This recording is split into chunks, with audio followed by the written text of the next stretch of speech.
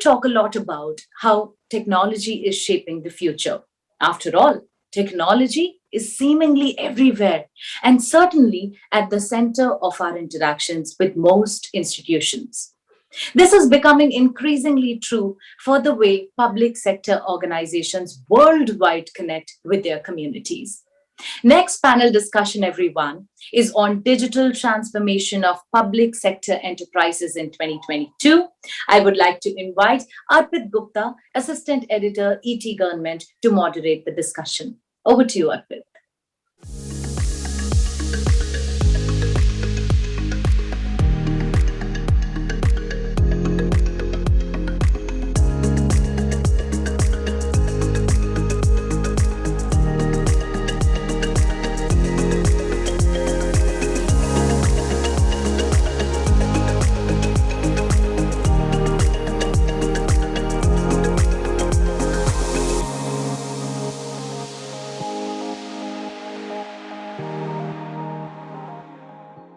Dear viewers and ladies and gentlemen, welcome to the panel discussion Digital Transformation of Public Sector Enterprises in 2022, part of third edition of National Governance Virtual Summit. On behalf of ETGovernment, I, Arpit Gupta, welcome our esteemed panelists. Digital transformation initiatives are now common in most countries and government undertakings. India's public sector enterprises are amongst the country's key growth engines. As the country embarks on the path of self-reliance to reposition itself as a global economy in the post-pandemic world, the public sector units are well poised to leverage their scale and innovations to be a proud partner in this turnaround initiative. In terms of technologies, public sector enterprises have been using cloud, artificial intelligence, and machine learning to automate and fast-track their procurement transformation. In India, 65% of PSEs are heavily reliant on cloud-based applications to ensure seamless procurement, and 50% public sector enterprises are using artificial intelligence and machine learning to increase the overall efficiency of procurement functions. Ladies and gentlemen, to lead the panel, I am joined by eminent leaders. I welcome Mr. George Kuruvilla, Chairman and Managing Director of Broadcast Engineering Consultants India Limited, BECIL. BECIL is a mini Ratna central PSE of Government of India under Ministry of Information and Broadcasting. I also welcome Dr. Madan Mohan Tripathi, Director General, National Institute of Electronics and Information Technology, NIELIT. It is an autonomous body under the Ministry of Electronics and IT, Government of India. I welcome Mr. Sanjeev Banzal, Director General, Education and Research Network, ERNET. It is an autonomous scientific society of the Ministry of Electronics and IT, Government of India. And last but not the least, Mr. Vidya Sagar Singh, Senior General Manager and Head of Digital Services at National Small Industries Corporation, NSIC, a Government of India enterprise under Ministry of Micro, Small and Medium Enterprises, MSME. Thank you for joining, gentlemen, and let me begin the discussion. My first question to DG NIELIT. Dr. Madan Mohan Tripathi, the education system in this country is undergoing a paradigm shift to improve upon the employability factor. With the launch of the Digital India Initiative by the Government of India, skill development and capacity building has assumed greater significance. NIELIT is a professional examination body in India, which also accredits training programs in IT and electronics, specializing in the non-formal sector of education and training. How has the technology transformed the development of human resources in India, according to you?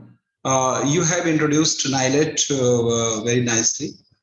And NIELIT is basically into the skill development, training, and education through the non-formal and the formal education in the country. And in the last 10 years, we have trained more than 80 lakh people in the country who are actually contributing into the skill development in the country. And all these graduates, they are completely in the area of ICT only. Recently, with the changing, technological requirements of the country, and also the national education policy, which has actually come up in 2019, there is a huge requirement of integration of vocational training into the mainstream education, so that the employability of every graduate increases. So right now, our focus is two-pronged. First is how to integrate our programs with the universities and the schools programs. So we are working jointly with CBSE also and some of the universities to integrate our programs with their programs so that the students, when they pass out, if they are not getting some government jobs and or the higher end jobs, they are in a position to contribute in the growth of the economy by becoming entrepreneurs or doing some startup kind of thing or doing some job in the local area. So that is one part. Second part, we want to reach to higher number of numbers which is required in the country. So our education is going completely virtual. On 28th February, we inaugurated our first virtual academy, which can, where 35,000 students together can take our courses. And we have a plan to put our 100% programs in 2 years on virtual platforms so that it can be delivered in every nook and corner of the country. So that is the main areas where we are working right now. Thank you, sir. Now, let me go to CMD BECIL, Mr. George Kuruvilla. Sir, BECIL has been doing projects like satellite monitoring, smart city projects, manufacturing of products under Atmanirbhar Bharat and Make in India initiatives of the Government of India. With the invention of technology, many organizations are strengthening their core competency by adopting newer technologies. How do you see the digital transformation in your business operations? Over to you. Thank you for the opportunity that we have today to discuss about the digital transformation in the PSUs or through the PSUs, I would say. So in the field of broadcasting, there are several applications which are based on the newer technologies, artificial intelligence, machine learning, and the entire gamut of digitization which is coming up is helping in the broadcast industry. Like particularly, as you mentioned, we do the monitoring of satellite channels. And in the monitoring, today, if you look at the monitoring, it is more done through a manual mode of there are boys and girls who would check physically the broadcast code and the advertisement code, whether it's as per that the channels are broadcasting, and they have to highlight wherever these are not being followed. But now we are working towards the artificial intelligence, whereby if we are able to, all the codes, we are able to have the data and use this data to have the algorithms developed around that, which is able to red flag any violation of the code, so that it becomes automated, and thereby it is much more easier rather than manually handling the process of both video monitoring or audio monitoring. There'll be a use of artificial intelligence to red flag any violation of the code. So also for the ministry, there was a big issue about the online filing of license. And so the work is in progress that anybody who would like to open a channel, whether it is a TV channel or a radio channel or community radio, or for that matter, cable TV, MSOs and local cable operators, the DTH operators. So now the entire process is getting digitized, whereby anybody would like to file an application for opening a channel or for the payment of the annual fee. Now they're all integrated or getting integrated to the Bharat Kosh, so that they can do everything online.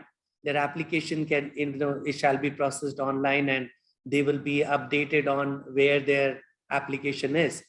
So it will really make life of the broadcasters very easy. The other area that we are working is the digitization of BOC, which is earlier it used to be called DABP, which is now Bureau of Communication. So now we are putting up an ERP solution there. Again, most of, or literally all the advertisement of media plan of Government of India rolls out through BOC. So in that, the entire process of the rollout, as well as the payment of the bills, the media plan, everything will get into one platform. Thereby, it will be ease of doing business in the entire gamut of media planning and administration of advertisements for the various ministries through BOC. So Like that, we are doing several projects which are now utilizing the digital technology in the broadcast industry.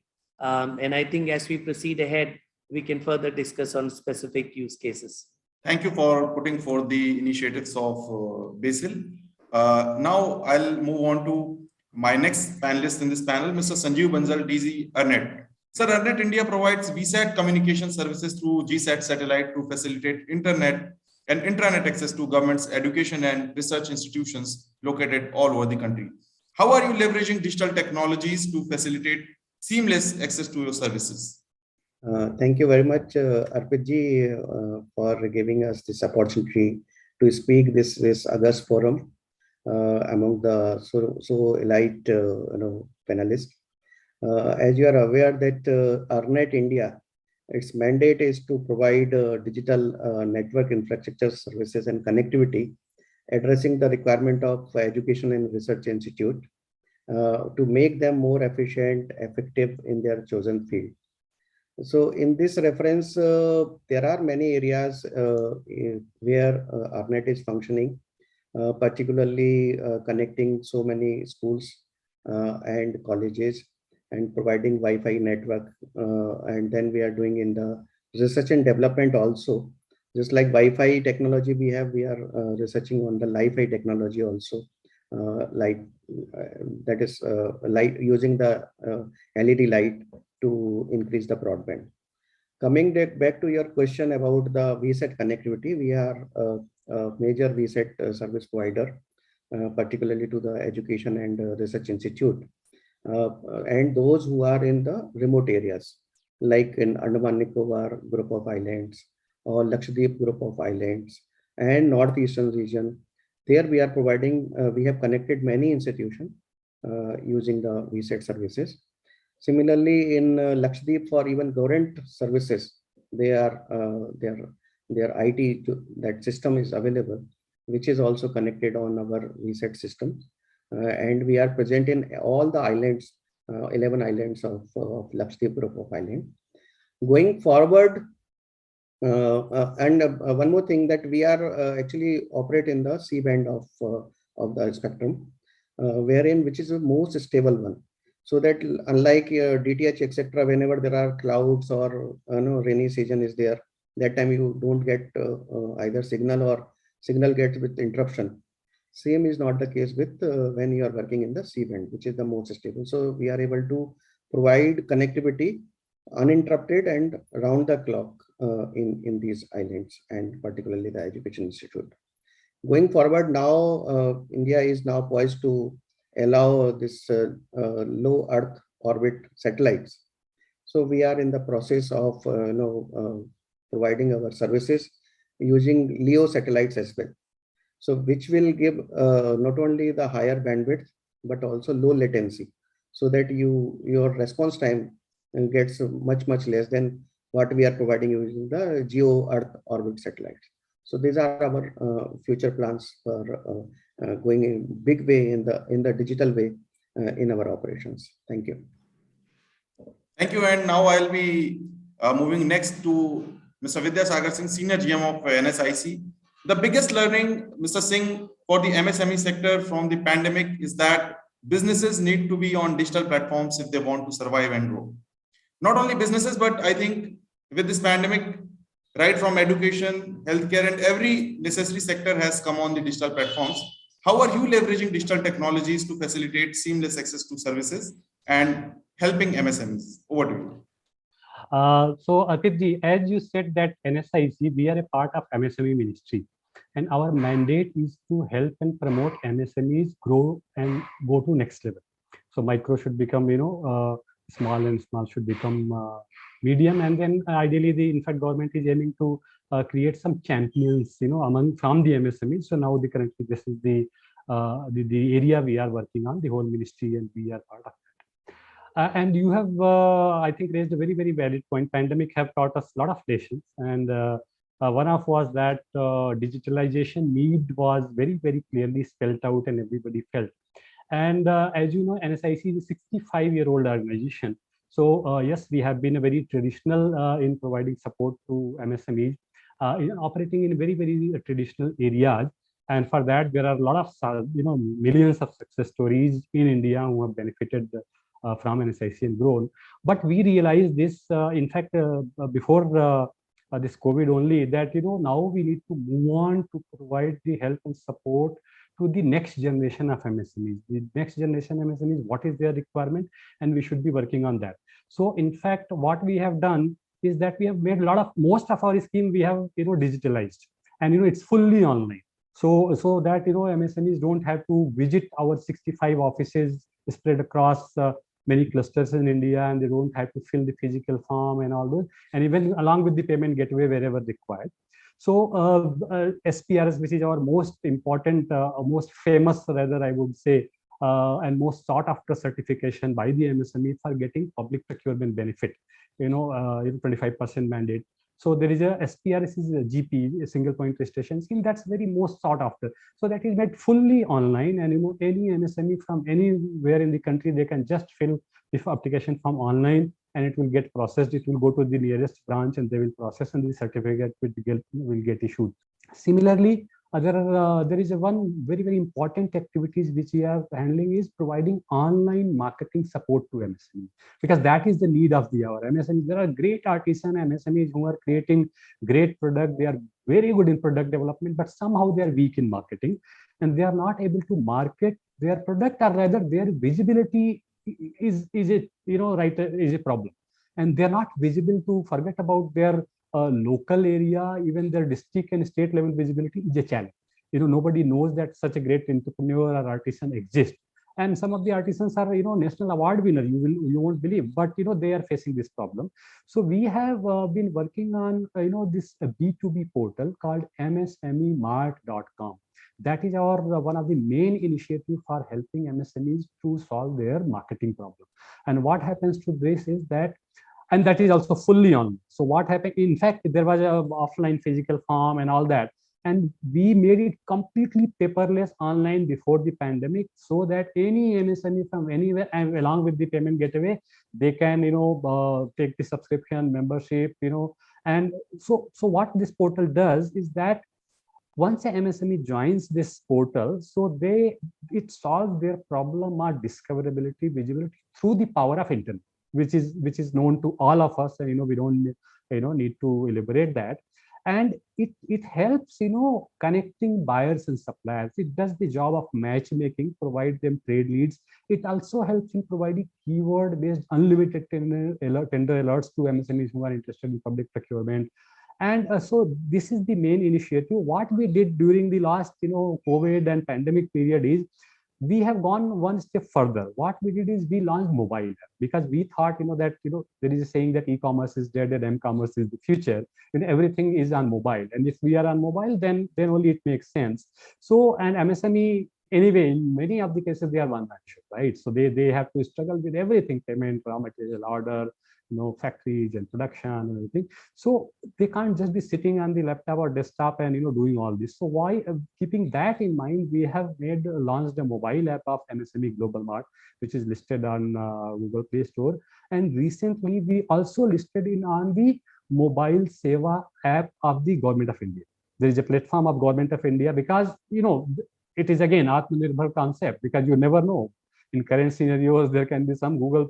You would all have heard that Google Play Store and Paytm had some issue, and so many things. So keeping that in mind, we have done two things. Apart from Google Play Store, we have launched, very recently, in fact, just 10 days back, it have gone live on the Government Digital Seva app, which is hosted by CDAC. The other important thing is we have gone live on Umang, which is the super app of the Government of India, MIT. And the Umang, is providing all these citizen-centric online services through one single app. So that is the mandate of the Government of India.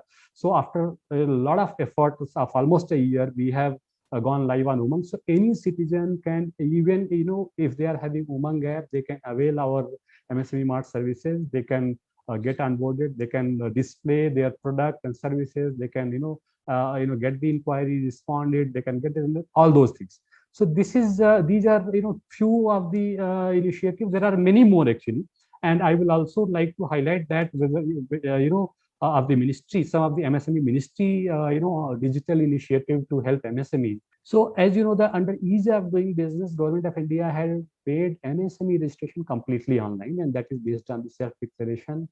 No paper is required, and there is udyamregistration.gov.in. That is the portal by the ministry, and any MSME can themselves go register themselves free of cost without paying any fee to any agent and anywhere, and they can generate their certificate.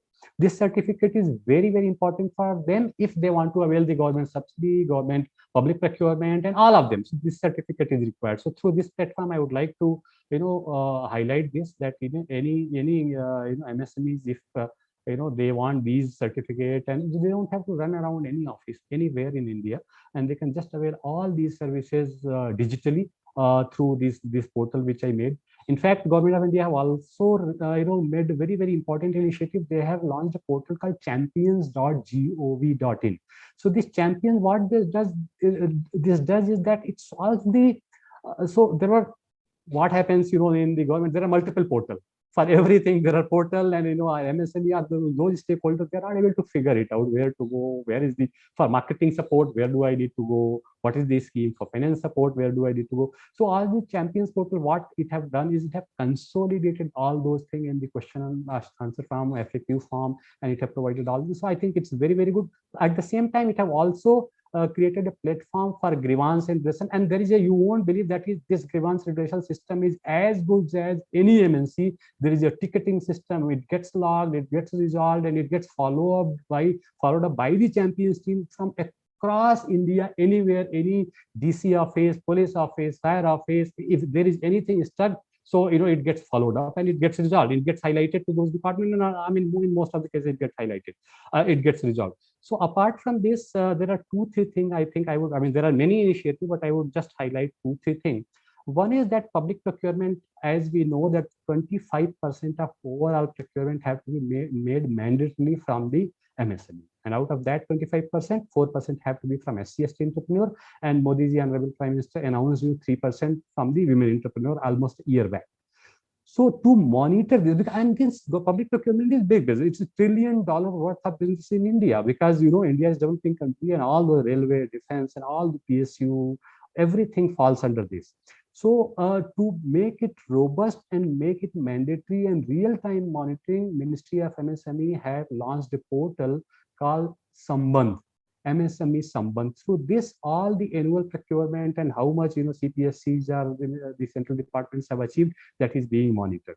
This is one. Second is the MSMEs. Delayed payment is a big problem for MSMEs. I mean, if we that disturb their whole cash flow and all that. So to solve that problem, at least with the government department, government have also launched the Samadhan, MSME Samadhan portal, through which all those delayed payments get resolved, it get highlighted, it get highlighted to the respective director, CMD, ministry, secretary, and it in almost 99-100% cases it solves the problem if it gets highlighted. So these are few. There are many more which probably I would like to talk later after hearing these team panelists and as the conversation.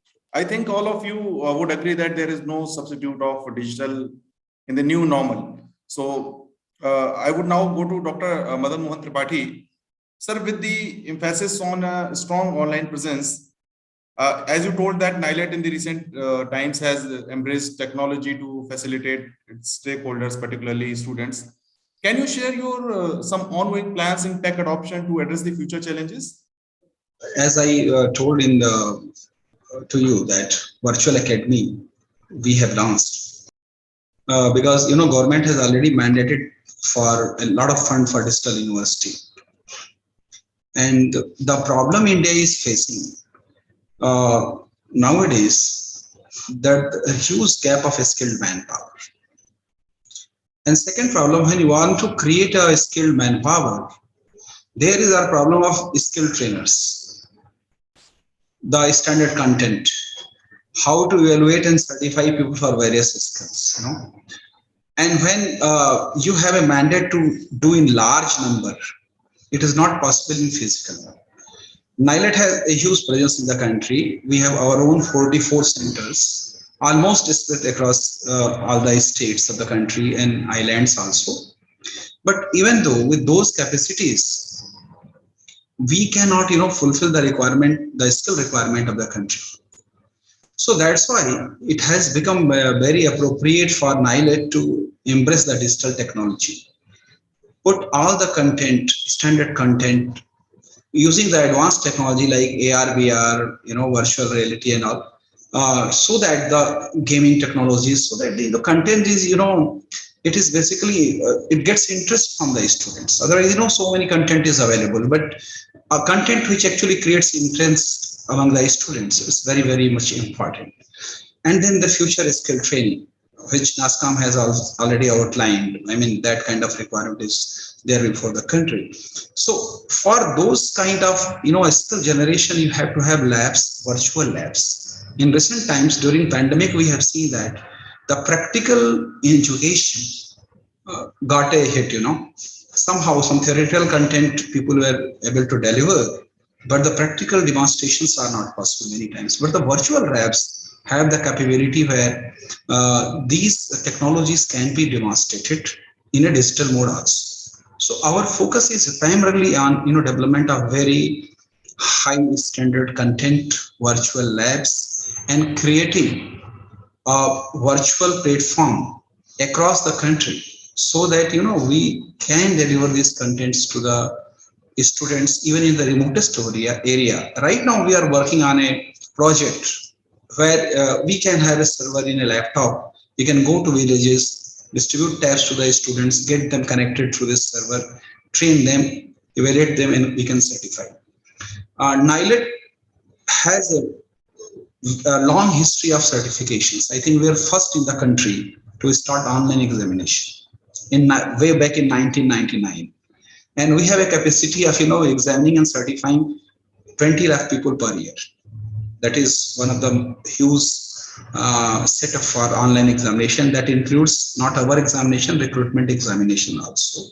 And our processes, now we want to secure, because a lot of attacks are there in the processes. We are developing a new software which the whole process is completely secured with blockchain technology. From the registration to certification, it's a foolproof system for the examination and certification. So and we have many more initiatives for especially in the chip ecosystem. Right now, whatever requirement, 1 million requirement which is coming in the India for chip ecosystem, all the training is based on licensed softwares, and few companies are only making. And when you train students in electronic system based upon those softwares, what happens? The cost of design increases. We are now planning to come up with a new platform, a completely digital platform, where open source based chip designing program we are launching, where any number of students can get this training, and it will really bring the disruptive graduate which are going to be chip designer. Even a 10+2 graduate can learn some kind of flow of the chip designing, maybe RTL or RFD. So we'll be able to create a huge number of manpower required, skilled manpower required for the country, and especially for MSME sector. Just I want to flag one thing. Our students are from tier 2, tier 3 cities. Our presence is everywhere. And those are the students that are very highly skilled. NIELIT programs are well appreciated. We have MOU with Japan, Taiwan, Singapore, and many countries. Our qualifications are as it is acceptable in those countries. So very high quality students, skilled workforce is there. And they are readily available for MSME sector, because they can work on cheaper salary also. I mean, compared to what they're coming from the very high end schools. So I mean, that is a place where MSME sector can also tie up with NIELIT.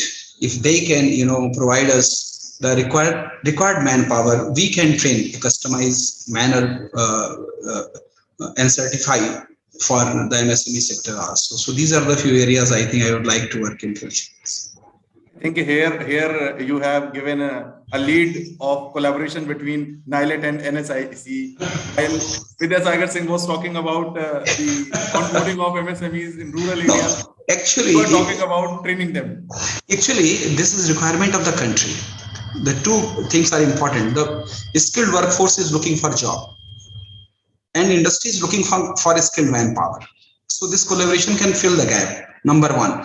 Number two, there is a huge divide in the country, so how to divide this gap of the country, rural and urban and all. So NIELIT, due to its reach itself, can bridge this gap of the country. So through digital medium, we can bridge the divide also in the country. So that's the most important role of the NIELIT in current scenario.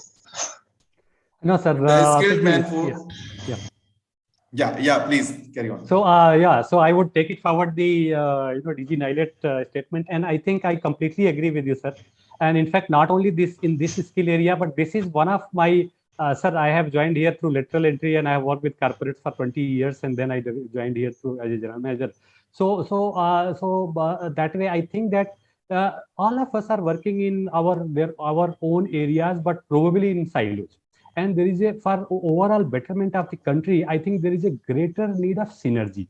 And so all of us are offering some product or services or something for the society. But if we collaborate together, sync it and put it on maybe on digital platform or like that, so I think everybody will benefit. The country will benefit, the user will benefit, the MSME will benefit, the youth will benefit who are looking for the job. So I think that's the great idea, and I think probably it is required in all the field, not only in the training but the marketing support, financial support, and all other areas. This was one of my point, and I think it's great you mentioned it, and I invite and this through this platform, I urge all the PSUs and government department to collaborate, work together, and find out where our synergy. And I have this MSME Global Mart portal where more than 2 lakh MSMEs are already registered, and in fact, this is at a very advanced stage of we are in a process of onboarding all the Udyam database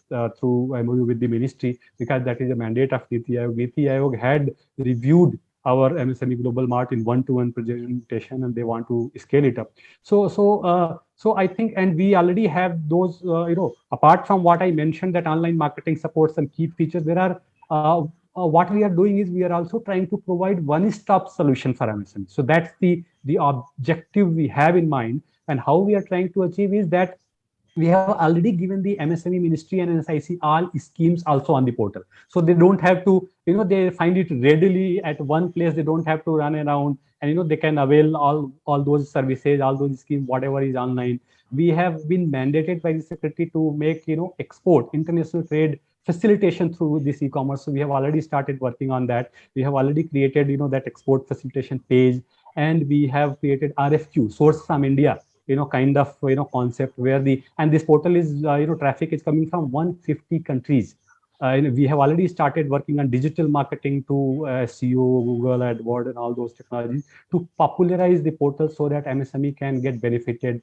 So all these are there. In fact, since this is one more thing, ICT enabled digital services. We felt that in India, the digitalization or ICT adoption among MSMEs are very, very less, and there is a huge scope. So realizing that in mind, in fact, I have initiated a new vertical in NSIC that's called as ICT digital services. We have, we have worked so hard. We have policies already approved, and we have already impaneled some of the leaders from world and even from India, 4 or 5 service providers. So we want to, and this digital, if they adopt, MSMEs or the otherwise, entrepreneurs, if they adopt these digital solutions, I think that can increase their efficiency, automation, productivity, cost will go down, and all those things, the benefit of digitalization. So we have already impaneled some accounting software, some SaaS, some already. So that is also available, and that is ready for the MSME. While you talked about the ICT enabled services, so let me bring in BECIL also here.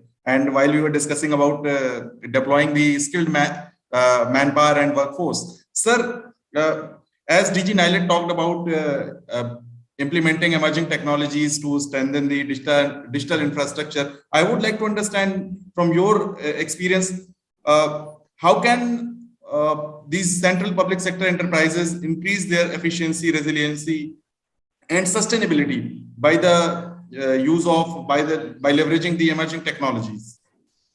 Yeah, so I would agree with all my colleagues who have said, that one thing is that most of us PSUs are working in silos, and we have not looked at the strength of each other. And if we actually bring synergy in working together, perhaps together we can really create a platform by which, on one side there is a requirement for manpower to be trained. On the other side, this trained manpower had to be placed with the MSc companies who are looking for right kind of resources, to have a proper match between them. The certification process, as my colleagues have said, these are all with different PSUs, these strengths are available. So we have been in fact working with different PSUs and also signing MOUs, and we look forward to work together. Like one of the areas that we have started working with Ministry of Education is the language translation. Now, language localization is one of the pet themes of our Prime Minister when he said that people should be taught in their respective languages or their mother tongues, because it is very easy for them to grasp. And a lot of these students across the country may not know English as a subject and may like to listen to those lectures in their local language. So we were given a pilot project by the Ministry of Education by which we convert these technical lectures of IIT professors or other professors into 11 different languages. So a lecture which is recorded, a video recording of half an hour or 1 hour in English, we translate from the English speech to English text. And then the text is translated into the respective, let's say, Tamil or Telugu language. And thereafter, the text is again given put up, in a speech mode in that respective language. So this is an entire platform which is machine to machine. So we are able to now translate 1 hour of lecture literally in less than sometime 1 hour of lecture, nearly the same time. And practically with 11 machines, algorithm moving in all the 11 machines, 11 different languages in 1 hour's time, practically, if not be exactly 1 hour time, few hours time. So this kind of translation is not physically possible like we used to originally do from a studio-based kind of a translation, whereby we translate the script and then there's a voiceover which is given, which is ideally a very good situation because you get some originality. Now, but with a huge amount of lectures available, maybe 50,000 hours of content, to translate into 11 different languages, the amount of time required is literally not feasible. Maybe it may take 10 years or 15 years. And then the new content that comes up again needs time. So how the technology can today be used while we are talking as different PSUs, my colleagues, they are involved in training process, developing content for different required kind of training. Everywhere we require this kind of a translation. So when we work together, we can create this platform whereby we can provide languages, with the content, the video and audio in the respective languages. Also, we have been working in OTT platform, which is now the required, things. Like we being in media, so we have been, India has got so much of content, but we do not have an Indian OTT platform. We have all international platform.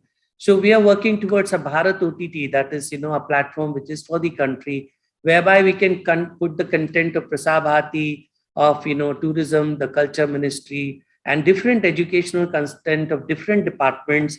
We can put it all together in a particular platform, and using the marketing tool, the algorithms, by which, the content to the, it is marketed well to the desired people, who would like to listen to that kind of content. So all that availability in our OTT platform will really help in the future. So we are working towards that. So definitely, in the coming days, if we work together as synergy, we can actually help each other building and maybe put up a solution together, with each one's strength for the good of the nation, for the good of the country, the good of a common man, and actually increasing business across the country, and thereby the economy of the country progresses in the coming days. I think building synergy would also help us realize the vision of Honorable Prime Minister Narendra Modi of building 1 trillion digital economy. So I'll quickly like to bring in DG ERNET here, what BECIL CMD has said. Sir, he talked about development of Bharat OTT under Atmanirbhar Bharat and Make in India initiative of Government of India. What are the challenges do you see in providing a world-class, reliable, robust, and state-of-the-art network services to academic and research institutions in the country?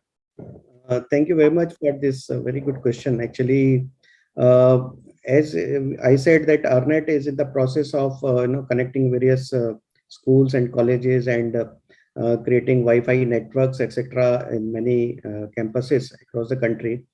Apart from that, we are the domain registry for all the colleges and universities which are having ending with .ac.in, or all the research institute which are ending with res.in, or all the education institute ending with edu.in. We are the sole registry for all the schools and colleges which are having this domain. So we have thousands of domain registered with us, and we are the sole registry of all the all the institutes. Coming to your question, that what are the challenges which we face? Main challenge, particularly in India, is still, of course, there has been a lot of expansion of IT connectivity and 4G services, etc. Still, if we talk about the academic and research institute, there are many institutes which are yet to be, formally connected with high broadband. Recently, we have completed connecting one very important college in Nagaland using the APSOC technology, that is free space optic communication links. And while we connect with various institutes, we face many challenges, as you have said. Challenges could be, network requirement, like types of devices which are requirement, like whether they need internet or intranet kind of service. Then we have got service related requirements, that is like availability of services as per the SLAs, whether they are available 99.5% time or 99% time, etc. One very important challenge which we face is about the security challenge, whether security, cyber security, or the security of the network itself. These are the main challenges. And then, of course, operational challenges are always there. What kind of fault is there, whether tracking of that fault, or troubleshooting of that, health monitoring of the network, proactive performance monitoring of the network, etc.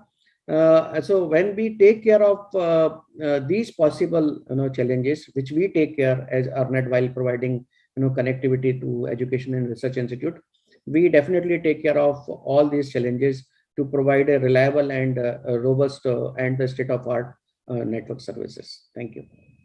Before I wrap up, I would quickly go to all of you with one more round of question, and that would be also the last round of question. To begin with, I would first go to CMD BECIL. Sir, as a takeaway, what should be the way forward in the next era of digital India and taking tech-enabled services to the last mile? Please share the way forward to digitally empower India and to make it more resilient, competitive, and future-ready. Over to you. Yeah. I would feel that a platform-based services using the cloud network infrastructure, that will be one of the best way forward to bringing in the services, different kinds of services, including teaching, training, and all kinds of technology-based services to the last mile. And the collaboration between not only the PSUs, but with the private world in a PPP mode, wherever the best technology is available, to use it into our system so that we provide the best services to the people of the country. I feel these are few very important takeaways that, or I would say that my take towards the use of technology for the growth of the country. Would you like to also comment on a roadmap for $1 trillion digital economy quickly? Yeah, as I said, once we provide the technology, you see, it's very important. Today, India is known for services sector, whether it is the IT services. And, I feel that, across the world, people need young, people who can work in various technology, as well as, services which are including like a plumber or a carpenter, or, all kinds of people, electricians who can work in those countries, because those are all aging populations. So if we train the right manpower in the right trade and perhaps with the respective language of that country also, we can actually send out people across the world, through the portal that we create for the international market. So the services industry grows. Similarly, all the product, which our MSMEs are making, if it is marketed well and made quality-wise, competitive, price-wise competitive, it can actually reach out to the world through a proper platform, through the proper marketing across the world. So I think very important is, that we market what we are creating and connecting different kinds of resources together to bring synergy to, to sell our products and services across the world. So while you talked about selling products and marketing, so let me bring in Vidya Sagar here.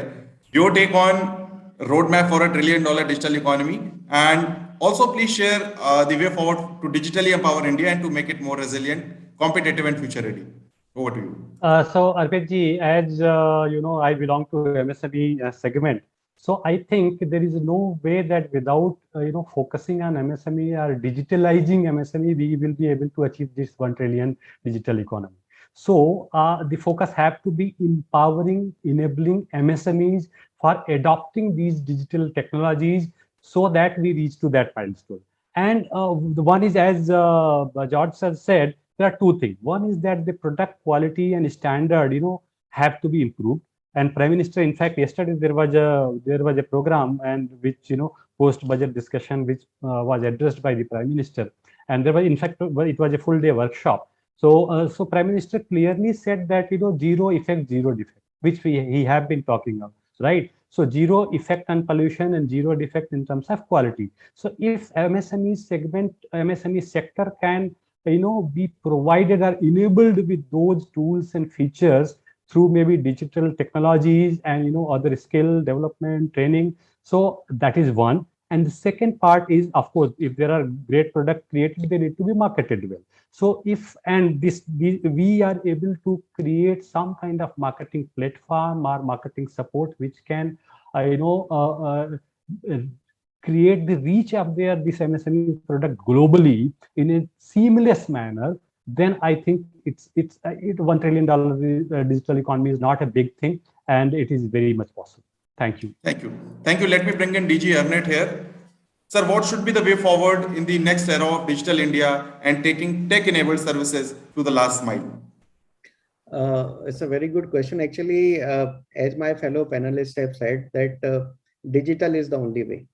You have to completely transform your organization in the digital way. You have to live digital, you have to work digital, you have to operate digital, because that is the way forward. And if you see this pandemic of last 2 years, of course, it has got its own cons, but the best part of this pandemic is people have adopted digital way of life, whether it is payment system or doing video conferencing or attending classes online, etc. So many things have been brought by this pandemic, and because of the connectivity we have across the country, and with the 4G, we are the highest 4G number of subscribers in the world. We are able to kind of sail through as far as connectivity is concerned using our mobile services. Now going forward, if we talk about then these new technologies which are coming, like cloud computing, cloud storage, artificial intelligence, machine learning, deep learning, augmented reality, virtual reality, they are kind of transformative in nature. And when now government is in process of finalizing 5G spectrum pricing, and once 5G will come, then these all kind of industrial IoT, normal IoT, machine-to-machine communication, I mean, you won't be able to recognize this world maybe 3 or 4 years down the line. So organizations have to get ready for this kind of transformation. And once this digital way is going down the village level, etc., so different kind of demands are going to be generated. And to fulfill those kind of demand, our PSU and PSCs, they have to get ready to fulfill that kind of demand. And the focus of the government recently is we have been the IT superpower, but not so good in the connecting hardware side of it. Now government has put its complete weight on it. They have come out with PLI scheme for electronics. Now they have come out with the this thing what is called semiconductor policy. Now and together, if you see with the 5G technology, it is going to have completely transformative effect in India, and that's all technology and its adoption is going to be indigenous in nature, and India is poised to become a leading nation in the entire range of digital products and services, which will certainly lead us to the $1 trillion economy. It may even surpass it. As far as ICT is concerned, I'm talking. Total is $5 trillion, but ICT component is $1 trillion. I'm sure it will surpass. Thank you. Thank you, DG ERNET, and let me go to DG NIELIT for his closing remarks. Sir, before we wrap up, I would also like to know your suggestions and your concluding remarks to digitally empower India to make it more resilient, competitive, and future ready. Over to you. So to achieve the objective of Prime Minister of $1 trillion economy, while all the suggestions given by panelists are very important, but the crux of the thing is manpower. If the manpower is not there, nothing can be achieved. And three things will be very important. Number one, content in the Indian languages. That will be going to be foremost importance. Second, standard content where it is available on a single platform. Right now in the country, what is happening, there is so much content and it is very difficult for people to understand which is good, which is not good. So how to put everything on a single platform, all the content. And third, the very standard certification system for the skill. So these three things will be very much important. And to achieve this, all the technologies will be required. It is AI/ML, or it is blockchain technology to secure the process, or it is cloud, or it is 5G, or AR/VR. Whatever technologies, digital technologies we are talking about, they have to be put into the application in the education training sector. Then only the required skilled manpower can be achieved, which can actually achieve the $1 trillion economy. So that is the important thing I want to say. Thank you. Very well said.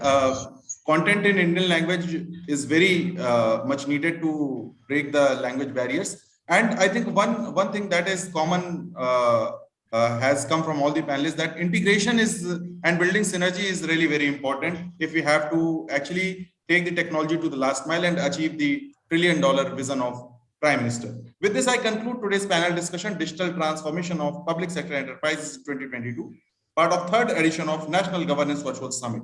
On behalf of ETGovernment, I sincerely thank our guest panelists. Thank you for joining us.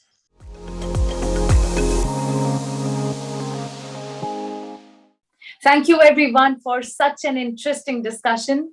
Let's now move further and delve into more such sessions.